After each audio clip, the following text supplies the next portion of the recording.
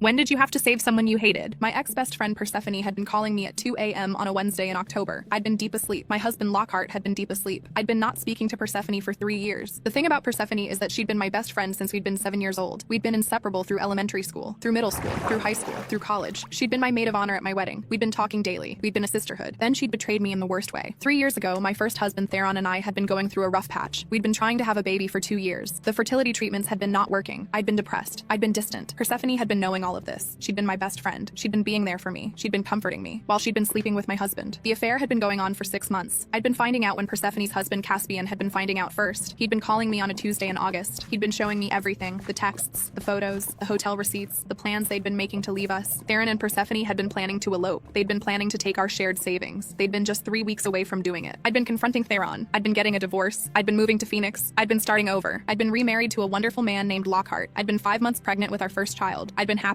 Then her phone call had been waking me up. I'd been picking up. I'd been saying, hello? Persephone had been on the line. She'd been gasping. She'd been crying. She'd been saying, Magnolia, please, don't hang up. I'm trapped. I'm in a basement. I don't know where. Please help me. Please. Persephone, what? I'd been driving home from work. He'd been following me. He'd been pulling me from my car. He's been hurting me. Please, please. I'd been not understanding. I'd been thinking it had been a trick. I'd been hating her so much for what she'd been doing to me. But there had been something in her voice. Something I'd been not able to ignore. I'd been sitting up. I'd been saying, Persephone, where are you? I don't know. He had been driving me for at least 2 hours. The basement is small. There's a window. I can see trees. I think I'm in the woods somewhere. Why aren't you calling 911? I don't have my phone. I'd been finding this phone in the basement. It had been not having service. I'd been just trying numbers I'd been remembering. The only number I'd been remembering had been yours. Please. I'd been not knowing if she'd been lying, but she'd been my best friend for 30 years. The voice in this call had been the voice of someone genuinely terrified. I'd been waking up Lockhart. I'd been explaining. He'd been believing me. We'd been calling 911 on speakerphone. We'd been giving them Persephone's number. The 911 operator had been able to ping the location of the burner phone. She'd been at a property in the rural area outside of Tacoma. Persephone had been describing the man. Tall, gray hair, beard. She'd been telling me he'd been talking about selling her. She'd been telling me he'd been telling her she'd be transported in the morning. She'd been saying goodbye. She'd been thinking she was going to die. I'd been not letting her go. I'd been keeping her on the phone. I'd been telling her police were coming. I'd been ignoring everything she'd done to me. The police had been arriving 43 minutes later. They'd been finding her. They'd been finding the man. He'd been Caspian's brother, Persephone's brother-in-law, Reginald, a 38-year-old man with a long history of mental illness. He'd been losing his job 2 months earlier. He'd been blaming Persephone for destroying his family with the affair. He'd been planning to sell her to a human trafficking network. He'd been arrested. He'd been being sentenced to 28 years. Persephone had been calling me from the hospital the next day. She'd been thanking me. She'd been telling me she'd been so sorry for what she'd done to me 3 years ago. I'd been listening. I'd been silent. Then I'd been saying, Persephone, I'm glad you're alive. I'd been calling 911 because no human being deserves what was happening to you. But this has been not a reunion. It has been a one-time act of basic humanity. I'd been hanging up. I'd been not speaking to her again. I'd been living my life. I'd been pregnant. I'd been happy. Then last month, I'd received a letter from Caspian. He'd been Persephone's husband at the time of the affair. He'd been divorced from her shortly after. He'd been living in Portland. He'd been writing to me. He'd been having something to tell me about Theron, about my ex-husband. Theron had been not just having one affair with Persephone 3 years ago. He'd been having multiple affairs simultaneously. Caspian had been investigating Theron for the past year. He'd been finding things. He'd been having something he'd been needing to tell me about something dangerous Theron had been doing. I'd been standing at my kitchen table holding that letter. My hands had been shaking. Part of me had been wanting to throw it straight in the trash. I'd been thinking, why do I need to know this? I'd been happy. I'd been pregnant. I'd been done with all of it. I'd been actually walking toward the garbage can when Lockhart had been coming into the kitchen. He'd been seeing my face. He'd been pulling out a chair and sitting down at the table. He'd been looking at me and saying, whatever that is, we handle it together. So I'd been sitting down too, and I'd been opening the letter. Caspian's letter had been long. He'd been explaining that after his divorce from Persephone, he'd been unable to let things go. Something about the whole situation had been feeling wrong to him, so he'd been starting to dig into Theron. He'd been pulling records. He'd been talking to people, and what he'd been finding had been so much worse than what we'd been knowing. The letter had been saying, Persephone wasn't the only one. There were at least 4 other women during your marriage, but that's not why I'm writing. I found something else. I'd been reading that line 3 times, 4 other women, during my marriage, while I'd been going through fertility treatments, while I'd been blaming myself for not being enough, but Caspian had been right. That had been not the worst part. The next part of the letter had been explaining that during our marriage, Theron had been opening 3 credit cards and a line of credit, all in my name. He'd been using my social security number. He'd been forging my signature. He'd been making the minimum payments every month to keep the accounts from showing up. Then after the divorce, he'd been stopping the payments. All those accounts had been going to collections, under my name. I'd been putting the letter down. I'd been looking at Lockhart. I'd been saying, I need to check my credit report, right now. Lockhart had been getting his laptop. He'd been pulling up one of those free credit report sites. He'd been sitting next to me while I'd been logging in, and there it had been. 3 credit cards I'd been never opening. 1 line of credit I'd been never applying for. $31,000 of debt in my name that I'd been never knowing about. Every single account had been in collections. My credit score had been destroyed. I'd been staring at the screen and my whole body had been going numb. We'd been planning to buy a house before the baby had been coming. We'd been already talking to a lender. The mortgage pre-approval we'd been counting on had been based on both of our credit scores, and now mine had been in the garbage because of Theron, because of a man I'd been trusting with my whole life, and he'd been using my identity like it had been nothing. Lockhart had been sitting very still next to me. I'd been able to feel his anger, but he'd been controlled. He'd been looking at the screen for a long time, and then he'd been saying, this isn't just lying. This is fraud. This is a crime. I'd been feeling that old familiar feeling creeping back in. The shame. The voice in my head saying, how did you not know? You should have caught this. Lockhart had been seeing it. He'd been turning to me and saying, don't do that. He did this to you. You didn't do this to yourself. I'd been picking up Caspian's letter again. There had been one more section at the bottom. Caspian had been writing, there's something else I need to tell you in person. It's about why Persephone really called you that night. Call me when you're ready. I'd been reading that line and my hands had been starting to shake again. I'd been putting the letter back in the envelope. I'd been not throwing it away. I'd been putting it in the kitchen drawer. I'd been calling Caspian the next day. I'd been sitting in the living room after Lockhart had been leaving for work. I'd been staring at my phone for probably 20 minutes before I'd been dialing. He'd been picking up on the first ring, like he'd been waiting. He'd been saying, thank you for calling. I wasn't sure you would. I'd been not wanting small talk. I'd been saying, just tell me what you know. And he'd been telling me. Caspian had been explaining that after Reginald had been arrested, there had been legal proceedings. And during those proceedings, Caspian had been getting access to some of Reginald's personal effects. Among all of that stuff, there had been a notebook. In that notebook, Reginald had been writing pages and pages about Persephone. But that had been not all, because in that same notebook, Reginald had also been writing pages about Theron, my ex-husband. Reginald had been communicating with Theron in the months before the kidnapping. I'd been going cold. I'd been gripping the phone and saying, what do you mean communicating? Caspian had been quiet for a second. Then he'd been saying, Theron had been telling Reginald things about Persephone, about where she worked, about her schedule, about the route she drove home. Theron had been feeding Reginald information. I don't know if Theron knew what Reginald was planning, but he knew Reginald was unstable, and he gave him everything he needed. I'd been not saying anything. The room had been feeling like it was tilting. I'd been thinking about that phone call at 2 a.m. Persephone gasping in a basement. Persephone saying goodbye to me because I'd been the only person she'd been able to reach. And now I'd been learning that Theron, the man who had been lying next to me in bed on all those nights, may have helped make that whole thing happen. I'd been taking a deep breath. I'd been saying, did you go to the police? Caspian had been saying, I did. They told me the notebook alone isn't enough. Theron can claim he didn't know what Reginald was planning. They need more. They need someone Theron talked to. They need a witness or a message. For a second, I'd been feeling something like hope, like maybe this had been not my problem. Maybe I could just hang up and let all of this stay in the past where it had been belonging. Then Caspian had been saying, there's one more thing. And I'd been knowing from his voice that the one more thing had been not going to be small. He'd been saying, Theron has been telling people you owe him money from the marriage. He's been calling your family, your mom, your sister. He called your workplace 2 weeks ago asking for your new address. I'd been not breathing. Theron had been calling my mom. He'd been calling my sister. He'd been calling my job. He'd been asking for my address. The address of the home I'd been sharing with Lockhart, the home where we'd been building a nursery. Theron had been not in the past. He'd been actively circling my life. He'd been trying to find where I'd been living. I'd been thanking Caspian. I'd been telling him I'd been needing to think. I'd been sitting in my quiet living room for a long time. The baby had been kicking. I'd been thinking that whatever came next, I'd been not going to sit still and wait for Theron to find me. The first thing I'd been doing the next morning had been calling my mom. My mom had been picking up on the third ring, but before I'd been even saying hello, she'd been saying, oh honey, I've been meaning to call you. Your ex-husband called last week. He sounded so polite. He said you two had some unfinished paperwork from the divorce. I'd been closing my eyes. I'd been trying to keep my voice calm. I'd been saying, Mom, what did you tell him? And she'd been saying in that sweet, trusting voice of hers, I just told him you were doing well and living in Phoenix. Was that wrong? I'd been sitting there with my eyes closed and my whole body had been going tight. Theron had been now knowing I'd been in Phoenix. I'd been telling my mom not to talk to Theron again, ever. I'd been telling her that if he called again, she needed to hang up.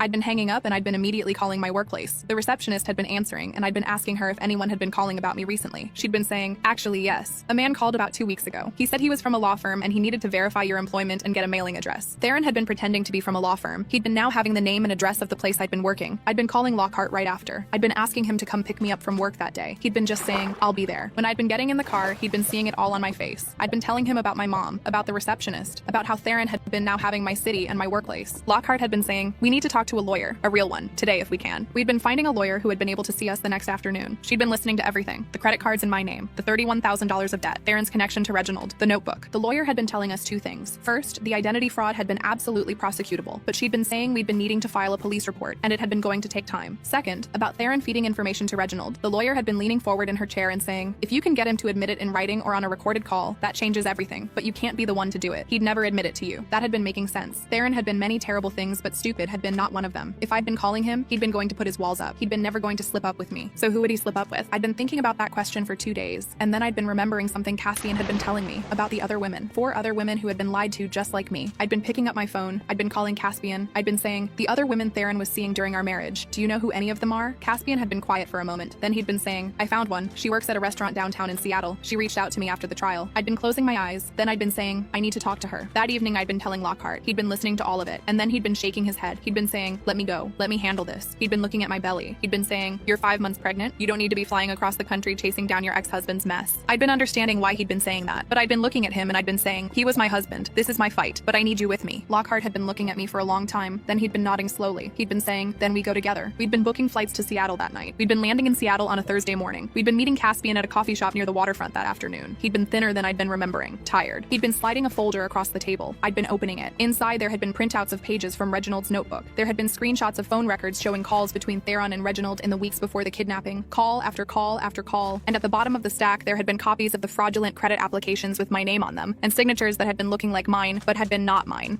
Caspian had been watching me go through all of it, and then he'd been saying, I've been building this for a year. I couldn't let him get away with it. After the coffee shop, Caspian had been taking us to the restaurant. The woman had been a waitress, mid-30s, quiet. She'd been sitting down across from me at a back table during her break, and she'd been looking at me and saying, he told me you were already divorced. He told me you were crazy. He told me you'd been abusive to him. I believed him for 8 months. She'd been pausing. Then she'd been saying, then I found messages on his phone to 2 other women. He was telling all of us the same things. I'd been looking at her and I'd been seeing myself from 3 years ago. I'd been saying, would you be willing to talk to the police? She'd been saying, I already tried once. They didn't take me seriously. But if we go together, all of us, they'll have to listen. That evening, I'd been sitting in our hotel room. Lockhart had been in the shower. My phone had been ringing. A number I'd been not recognizing. I'd been picking up. And then I'd been hearing his voice. Theron. He'd been saying, I heard you're in Seattle. Funny. I thought we were done. I'd been saying nothing. He'd been saying, whatever Caspian's been telling you, he's lying. He's been obsessed with me since the divorce. He's unstable. I'd been saying, then why are you calling me, Theron? He'd been saying, because I don't want this to get ugly. You have a nice life now. A husband. A baby on the way. Why drag all this up? I'd been saying, you opened credit cards in my name. You stole my identity. You gave Reginald information about Persephone. Long silence. Then Theron had been saying, Reginald was going to talk to her. That's all I thought he was going to do. I didn't know he'd been trailing off. I'd been saying, you didn't know he'd kidnap her? He'd been saying, I swear I didn't know. I'd been saying, but you knew he was angry. You knew he was unstable. And you pointed him right at her. Another silence. Then he'd been saying, what do you want from me? And I'd been saying, nothing. I don't want anything from you. I'd been hanging up. The next morning, the 4 of us had been walking into the police station together. Me, Lockhart, Caspian, and the woman from the restaurant. We'd been presenting everything. The fraudulent credit accounts, the phone records, Reginald's notebook, the woman's testimony about Theron's pattern of lies. The detective had been listening for over an hour. Then he'd been saying, this is substantial. We're going to open an investigation. We'd been leaving the station, and I'd been feeling something I'd been not feeling in a long time. Like I'd been actually doing something instead of just having things done to me. Then my phone had been buzzing. A text from an unknown number. You're going to regret this. I'd been showing it to Lockhart. He'd been taking my hand and he'd been saying, no, he is. 2 weeks later, we'd been back in Phoenix. I'd been sitting on the couch on a Tuesday afternoon when my phone had been ringing. It had been the detective from Seattle. He'd been telling me that Theron had been arrested. The identity fraud charges had been being filed. And based on the evidence linking him to Reginald, the district attorney had been exploring charges related to conspiracy in connection with Persephone's kidnapping. The detective had been saying, you and the others coming in together made this possible. One person alone, we might not have moved. But all of you, with documentation, that was impossible to ignore. I'd been hanging up. Lockhart had been coming in from the kitchen and he'd been sitting down beside me. And I'd been crying. Not from sadness, not from fear, from the weight finally lifting. 3 months later, I'd been giving birth to a healthy baby girl. Lockhart had been beside me the entire time. My mom had been flying in and she'd been crying happy tears when she'd been holding her granddaughter for the first time. My life had been